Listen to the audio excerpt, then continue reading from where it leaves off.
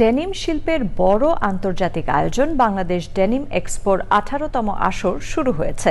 রাজধানীতে 2 দিনের এই আয়োজনে অংশ নিয়েছেন বিশ্বের নানা প্রান্তের ডেনিম প্রেমী, ডেনিম উৎপাদনকারী, ক্রেতা ও ফ্যাশন ডিজাইনাররা। অংশগ্রহণকারী প্রতিষ্ঠানগুলো তাদের উদ্ভাবিত ও উৎপাদিত বস্ত্র, পোশাক, সুতা, যন্ত্রসহ উৎপাদনে ব্যবহৃত সরঞ্জাম প্রদর্শন করছেন। রিয়াজ ইসলামের রিপোর্ট। দুদিনের বাংলাদেশ ডেনিম এক্সপোর 18তম আসরের উদ্বোধন আন্তর্জাতিক কনভেনশন সিটি বসুন্ধরায়। আয়োজনে অংশ নিয়েছে 13টি দেশের 57টি ডেনিম উৎপাদনকারী প্রতিষ্ঠান। ডেনিমের সর্বশেষ উদ্ভাবন, টেকসই প্রযুক্তি ও বৈচিত্র্যময় পণ্য প্রদর্শনের পাশাপাশি বাংলাদেশের সক্ষমতা তুলে ধরেছে প্রতিষ্ঠানগুলো। The event has given us that opportunity, and that's why every year we are participating at the Denim Expo, and we see that Bangladesh as a country has a lot of opportunity to grow in this segment of apparel.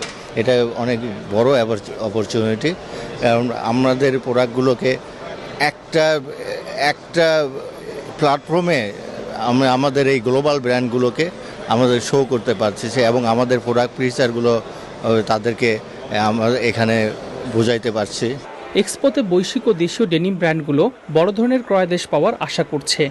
Denim এক্সপোতে আমাদের রেসপন্সটা খুব ভালো এবং প্রত্যেক বছরই এখান থেকে আমরা অনেক নতুন বায়ার এবং গার্মেন্টসগুলোর সাথে কাজ করার স্কোপ পাই। যদিও আমরা অলরেডি সবার সাথে কাজ করছি, বাট এটা আমাদের জন্য একটা গুড অপরচুনিটি।